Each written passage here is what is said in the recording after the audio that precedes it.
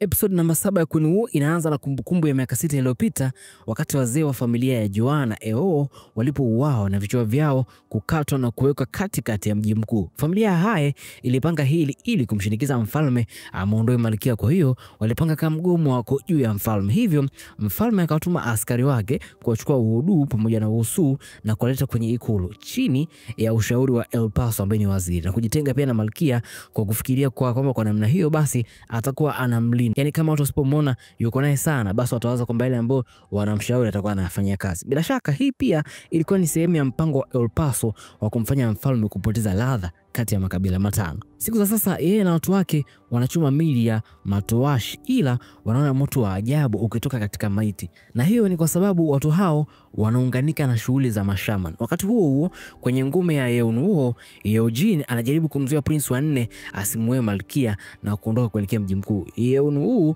anasisitiza kuondoka na kufanya mambo yake kwa njia yake yeye mwenyewe na asingiliwe kabisa. Wakati huo malkia Wu akamtuma mtu kwenda kuangalia hali ya barabara na kumomba Mochi amfuatilie dada yake Wusan. Lakini Wusan anafanikiwa kumtoroka Mochi na kujaribu kufika kwenye geti kuu ili aweze kuingiza White Tigers. Kwa bahati nzuri, malkia Wu anamuona na kumsimamisha kabla hata hajawaruhusu White Tigers kuingia. Kutoka hapo mabishano yakaanza.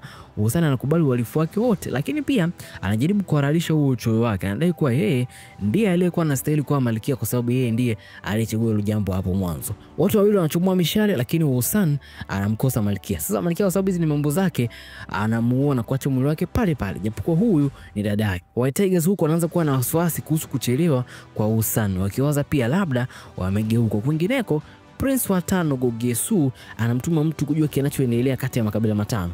Anahangaika kwa ni mambo mengi sana ya ajabu yamekuwa yakitokea na Palace imekuwa kimya tu. Balji anavaa zake safi na kudhamiria kwenda Palace kumchukua malkia yeye mwenyewe kwa nguvu.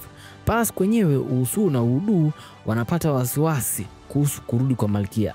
Udu anachomoa upanga wake na kumtishia El Paso, lakini anaambia kwa utulivu kabisa kwamba malkia yupo kwenye ngome ya Fourth Prince. Katika ngome kwenyewe huko, malkia huu anagundua kwamba White Tigers wanamsubiri msituni. Yeye anataka kurudi Palace, lakini Yeonuo yeye anaogopa baada ya kusikia mambo kuna watu wanawavizia. Lakini sababu Love is Blind, anachagua kuondoka na malkia na kupuuza kabisa wasiwasi wake na ushauri ambao amempa sekretari wake Yeonjin. Shaman wake anamhakikishia pia kwamba miungu itamlinda, hivyo basi hilo huwa linampa ujasiri wa kiasi kikubwa sana. Malkia anaamua kuondoka kwenye eneo la Fourth Prince akitumaini kwamba El Paso atamchukua na kuwaokoa watakapofika katika kivuko cha feri. Japo El Paso kama akishindwa kuwachukua watakufa mikononi mwa White Tigers, lakini El Paso anaamua kumuokoa malkia. Anaamini wanashiriki ndoto sawa kabisa ya kuhakikisha kwamba Goguryeo inakuwa Goguryeo mpya, japo yeye anataka alipize kisasi kwa familia ya Go. Jua lilipopambazuka, malkia akadistract White Tigers waelekee kinyume kabisa na anapoelekea, na Mogul ndo aliyejitolea kufanikisha kuwadanganya White Tigers. Hiyo ikampa muda malkia na timu yake kukimbia all the way mpaka feri ambako huko wataenda kukula na El Paso. Baadaye anajiunga nao baada ya White Tigers kujitambua kama anadanganywa, lakini wanawakuta haraka na kuanzia shambulio zito sana.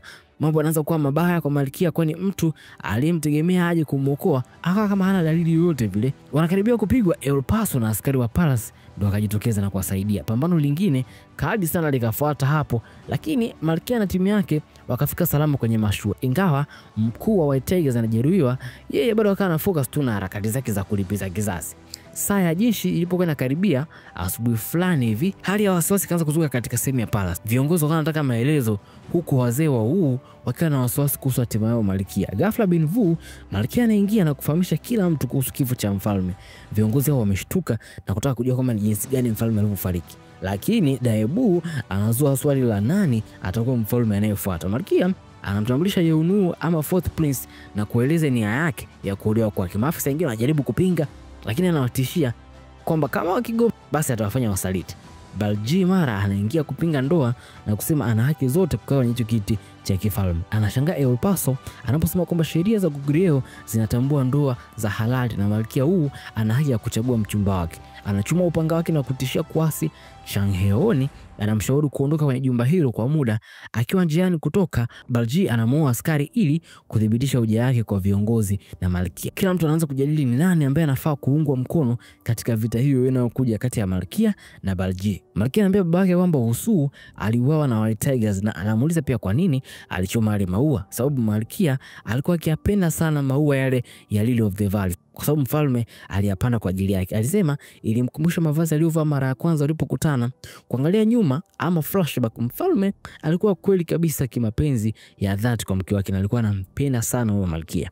Wosu anashindwa kuhandle kifo cha mwanae, hivyo anajaribu kufuata ushauri ama faraja kutoka kwa mzee mwenzake. Lakini kaka yake anajali zaidi juu ya namna ya kusurvive kutoka kuomboleza kifo cha mpwa wake. Wakaishia kuzozana tu wakati Wosu anasema masuala ya sacrifice ya wanae.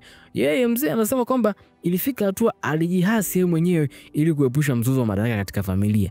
Baada ya kuondoka kwenye jumba hilo, Balji anaelekea kwa Crown Prince kutafuta msaada kwa brother yake. Intro kwanza. Crown Prince anaoa askari wa Balji kwa kuingia kwenye pango lake la kujificha. Mara baada ya Balji kumjulisha juu ya kifo cha Namu, Crown Prince anafurahi sana na anasisitiza kutoa tena kiti cha kifalme. Katika ikulu El Paso anatoa wito wa mkutano wa watu wachache wanaoaminika ili kuzungumza juu ya mkakati wa kujaribu kuzuia vita. Malkia anaamuru Mochi kuwafungia Yeon-woo na Yeon-ji kwenye chumba, alafu episode inaisha Malkia Woo anakaa katika kiti cha kifalme kwenye mkutano. Episode namba 8 ya Queen Woo inaanza na kumbukumbu ya miaka 14 iliyopita wakati mfalme Golnamu alipomkata pua kaka yake yani Crown Prince. Kwa kosa alilofanya yeye, mfalme akaamua tu kuspare maisha yake badala ya kumuua. Maana hata hivyo huyu jamani kaka yake, kwa hiyo alitaka kutuma ujumbe kwa mtu mwingine yoyote yule ambaye anafikiria kufanya uhaini, hivyo akaamua kumkata pua tu. Sasa mwanamfalme amerudi akitafuta kutoa tena kiti cha enzi baada ya kuungana mkono na Balji na kusikia kwamba mfalme amefariki siku za karibuni. Huko katika jumba la kifalme, baada ya msafara kurudi, Mochi anakataa kupokea malipo yake na anaahidi kwa malkia kuwa atampambania na kukaa pembeni yake maisha yake yote. Lakini mdogo alikosa jeshini na kufukuzwa na sheria hatakiwi kabisa kurudi tena, lakini malkia anampa msamaha maalum na kumruhusu kujiunga tena na jeshi linaitwa Wangdang. Muda huo pia wakawa wanaendelea na mipango yao ya vita kwa yeyote atakayetaka kupambana na malkia, lakini El Paso akawa na wasiwasi kama watashinda ama hawatoshindwa kwa sababu ya ukubwa wa jeshi ambalo anadhani linakuja kwa ajili yao. Hata hivyo, malkia ameazimia kujithibitisha na kushinda vita kwa gharama yoyote ile. Yuko tayari kuachana na mji mkuu, pia aende hata machakani huko wamsake huko kama ndo itakuwa dawa ya kuweza kuokoa watu wake. Moguli yeye lakini anapelekeza wajaribu tena kuzishinda nyoyo za koo 5. Hivyo malkia anaamua kutuma kwa kila koo upanga ambao mababu zao walitumia ili kuwapa uaminifu wao kwa mfalme Chumo.